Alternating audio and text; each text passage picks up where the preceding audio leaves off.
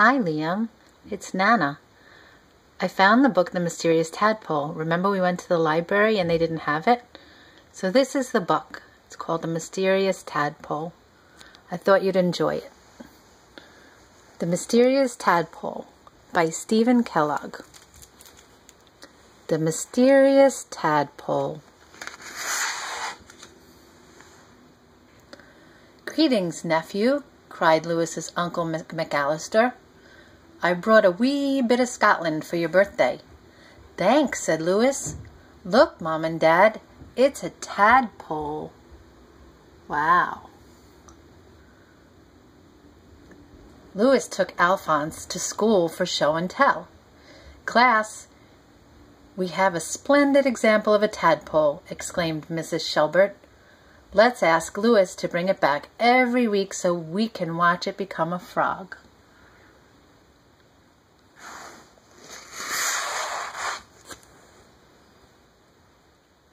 Mrs. Shelbert was amazed to see how quickly Alphonse grew. "Maybe because he only eats hamburgers," said Louis. When Alphonse became too big for his jar, Louis moved him to the kitchen sink. "He's the perfect pet," said Louis. Louis and Alphonse loved to play games. "Be careful, Louis," said his mother. "The living room is not a soccer field. Something's going to break."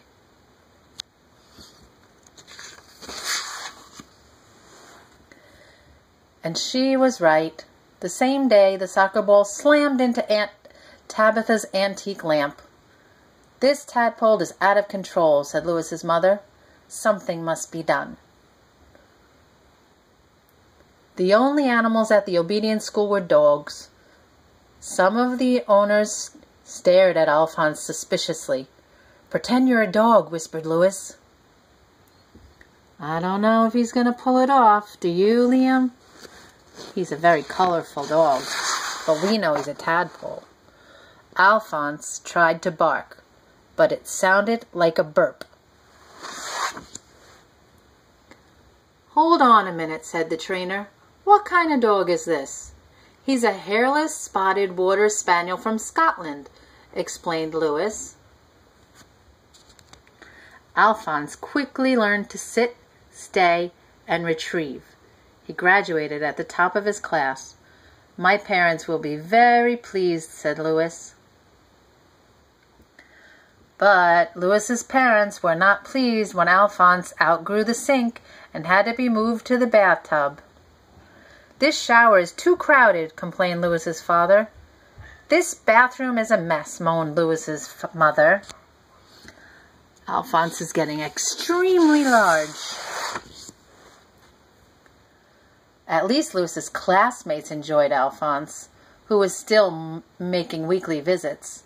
"Wow, show and tell is more fun than recess," they yelled. "Look at all of them playing on him like he's a slide." But one day, Mrs. Shelbert decided that Alphonse was not turning out to be an ordinary frog. She asked Louis to please stop bringing him to school. By the time summer vacation arrived, Alphonse had outgrown the bathtub. "We could buy the parking lot next door and build him a swimming pool," suggested Louis. "But be sensible," declared Louis's parents. "Swimming pools are expensive. We're sorry, Louis, but this situation has become impossible. Tomorrow you will have to take your tadpole to the zoo." "But I can't put my friend in a cage," cried Louis. That night, Louis was very sad, until he remembered that the gym in the nearby high school had a swimming pool. Louis hid Alphonse under a carpet and smuggled him inside. "Nobody's using this place during the summer," whispered Louis. "You'll be safe here." After making sure that Alphonse felt at home, Louis said goodbye.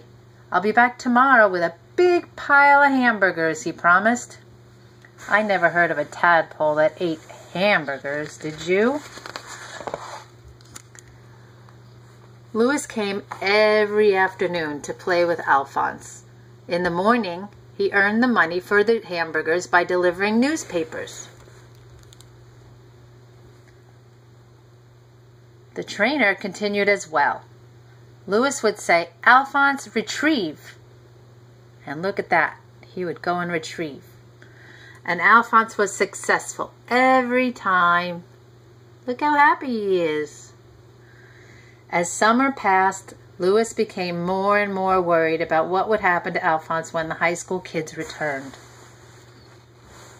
High school was starting soon. Summer was ending. After his first day of classes, Louis ran to the high school and found the gym bustling with activity. The swim team was headed for the pool. "Stop!" cried Louis. "Stop!" "On your mark," bellowed the coach. "Get set." "Excuse me, sir," said Louis. "Go!" roared the coach. Alphonse rose to the surface to welcome the swimmers. "It's a submarine from another planet," shrieked the coach. "Call the police! Call the Navy!" "No, it's only a tadpole," said Louis. "He's my pet." The coach was upset and confused. "You have until tomorrow," he cried, "to get the creatures out of the pool." Louis telephoned his friend, Miss Severs, the librarian, and asked for help. "I'll be right there," she said.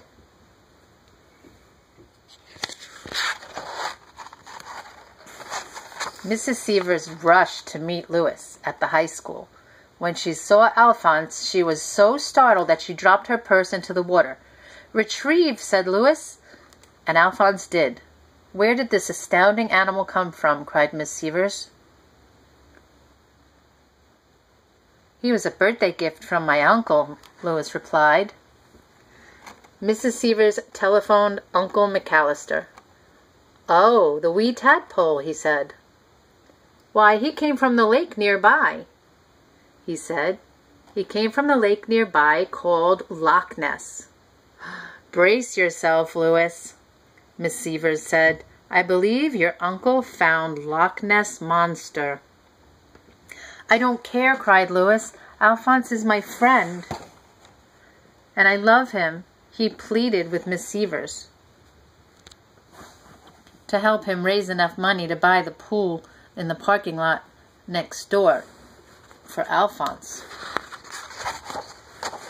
Suddenly, Miss Severs had a great idea. Long ago, a pirate ship sank in the harbor. She said no one has ever been able to find it, or its treasure chest, but perhaps we can find it. So there they go, off to find the treasure. The next morning, they drove to the harbor and rented a boat. "This is a treasure chest," cried Louis. "See? Retrieve." Alphonse disappeared under the water. Look at that. There's the ship. And Alphonse found the treasure chest right there. And he returned with the chest, and it was filled with gold and jewels. "Let's buy the parking lot, and let's get to work to build the pool," cried Miss Severs. Louis's parents were shocked to see a construction crew in the parking lot. "Louis," they cried, "what in the world is going on here?" "Alphonse found a pirate treasure ship," explained Louis, "and we used part of our gold to buy you a present, and the other part to build the pool." Louis's parents were shocked once again. "Tickets for a vacation cruise to Hawaii?" they gasped.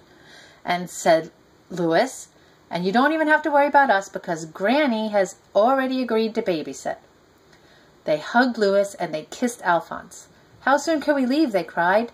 "Immediately," said Louis. By the time Louis's parents returned, the swimming pool was being enjoyed by everyone in the city. Look at that. The whole city was on top of Alphonse, and Alphonse was enjoying his pool. with Louis and every single other person in the town.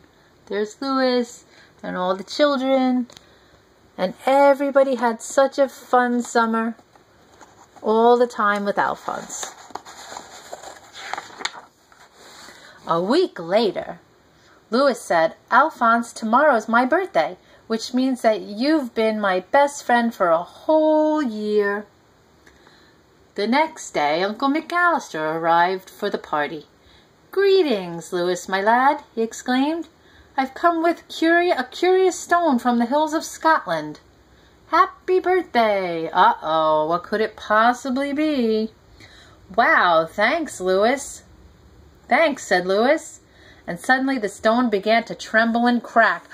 "Liam, just like your egg." And oh my goodness, what was in the egg? Oh my. And that's the end of the story. And now Uncle McAllister brought a new pet, and now they're best friends, and they lived happily ever after. The end. I love you, Liam. Mwah. Good night. Sweet dreams. I'll see you soon.